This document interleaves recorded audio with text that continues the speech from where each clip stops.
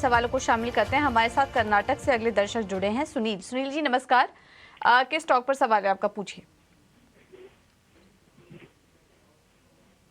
Hello Sunil ji, hello, आपको नमस्ते। आवाज आ रही है? हाँ, आवाज आ रही है। हाँ जी मैडम, नमस्ते जी मैडम। नमस्ते, सवाल पूछिए अपना। नमस्ते। मेरा डीमार्ट शेयर है 32 जी रुपीज पे 4300 शेयर है। ओके, हाँ, तो समय दे डीमार्ट सकते हैं शेयर आप? था। हाँ, समय दे सकते हैं, लॉन्ग टर्म इन्वेस्टर हूँ मैं।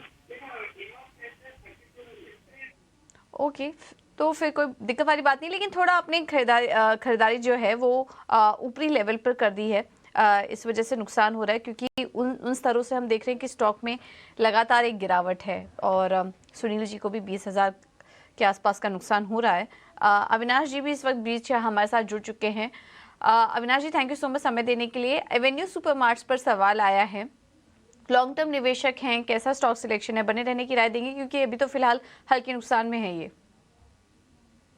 Good morning Puja. I think देखिए, एवेन्यू सुपर मार्ट यानी डी मार्ट में इन्होंने निवेश किया है, तो मेरे ख्याल से देखिए इन्होंने स्लाइटली ऊपरी लेवल पे बाय किया है, लेकिन अगर नजरिया इनका कम से कम 2-3 साल का है, तो मुझे लग रहा है कि इनको ये पोजीशन होल्ड करनी चाहिए, क्योंकि डी मार्ट एक ऐसा रिटेलर है जहाँ पे नॉट ओनली इनका फिजिकल फुटप्रिंट बढ़ रहा है, लेकिन इनका प्रोडक्ट बुक है वो बहुत ही सॉलिड है।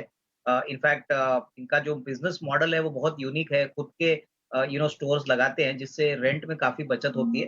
तो मेरे ख्याल से देखिए, अगर इनका नज़रिया कम से कम 2 से 3 साल का है, जो long term point of view से ये कह भी रहे थे, तो डेफिनिटली इसमें निवेश करिए। हो सके तो थोड़ा-सा एवरेज भी करिए, क्योंकि कहीं न कहीं मुझे लग रहा है कि एवरेज अगर कम हो जाता है, तो रिस्क रिवॉर्ड आगे आने वाले सालों में इनको काफ़ी अच्छी तरह से मिल सकता है। तो करंटली होल्ड करिए, हो सके तो थोड़ा एवरेज भी करिए।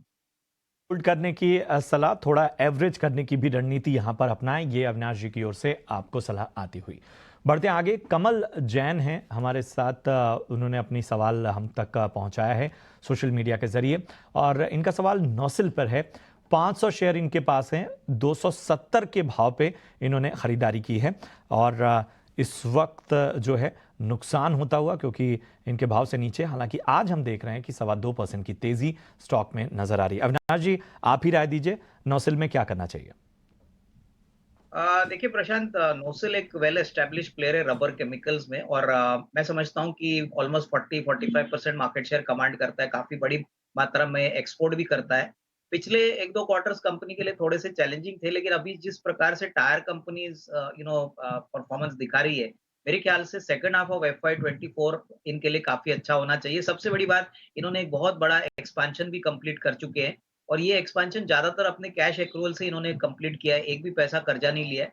इनफैक्ट बैलेंस शीट भी बहुत रॉक सॉलिड है। तो अभी जो 220-25 का रेट चल रहा है, यहाँ पे अगर 12 टू 15 मंथ्स का टाइम फ्रेम इन्वेस्टर यहाँ पे बिताता है, तो मेरे ख्याल से नॉट ओनली इनका लॉस बट एक अच्छा रिस्क रिवॉर्ड इनको मिल सकता है। तो यहाँ पे होल्ड करने की राय, हो सके तो यहाँ पे भी एवरेज करें, क्योंकि कंपनी काफी वेल एस्टेब्लिश्ड है, और मेरे ख्याल से कहीं ना कहीं नेक्स्ट 6 टू 12 मंथ में अच्छी रेटिंग आपको देखने को मिलेगी। मिलती हुई हम तक सोशल मीडिया के जरिए पहुंचाया है, और इनका सवाल जियो फाइनेंशियल पर है। 523 शेयर मनीष के पास हैं जियो फाइनेंशियल के, 232 रुपए के भाव पे लगभग इन्होंने खरीदारी की है। इनके भाव से फिलहाल नीचे है स्टॉक का। अविनाश जी, क्या करना चाहिए जियो फाइनेंशियल में? बहुत सारे सवाल जियो फाइनेंशियल्स को लेकर लगातार आते रहते हैं। नहीं, आई थिंक प्रशांत, देखिए अगर इनका नजरिया 2-3 साल का है, तो मेरे ख्याल से इनको जियो फाइनेंशियल में बने रहना चाहिए। देखिए, ये एक ऐसी कंपनी है जो फाइनेंशियल सर्विसेज में पूरी तरह से डिस्ट्रप्शन करने वाली है। ऑलरेडी एसेट मैनेजमेंट कंपनी के लिए इन्होंने ब्लैक रॉक के साथ करार किया है। मुझे लग रहा है कि अगले 2-3 साल में आपको रियल वैल्यू यहाँ पे दिखाई देगा, क्योंकि देखिए as of now financials clearly visible नहीं है। लेकिन रिलायंस जो भी काम करता है वो बड़ा करता है, और काफी हद में मार्केट शेयर एक्सपेंशन के लिए इनके पास जियो के ऑलरेडी 40-45 करोड़ के कस्टमर्स है। मुझे लगता है कि अगर नजरिया 2-3 साल का है, तो यहाँ पे निवेशित रहिए। देखिए, बड़ी अपॉर्चुनिटी बनेगी, बट एज ऑफ नाउ मेरे ख्याल से आपको क्लियरली एक पेशेंस और कन्विक्शन के व्यू के लेके यहाँ पे होल्ड करें। मेरे ख्याल से 2-3 साल में it can be a very big opportunity. Price target देना यहाँ पे मुश्किल है, बट डेफिनेटली यहाँ पे अच्छे खासे गेन्स आपको मिलेंगे, बट लॉन्ग टर्म नजरिया रखें। लॉन्ग टर्म नजरिया 2 से 3 साल का आपको रखना होगा, तब जाकर यहां पर आपको बेहतर जो है वो मुनाफा बन। आनंद है मध्य प्रदेश से हमारे साथ इस वक्त। इस पे आपसे हम जवाब चाहेंगे। इन्फो एज के इन्होंने शेयर लिए हुए हैं, 55 शेयर इनके पास हैं और 5,540 के भाव पे इन्होंने स्टॉक में एंट्री ली है। इन्फो एज क्या करना चाहिए? अच्छा खासा नुकसान यहां पर इनको होता हुआ।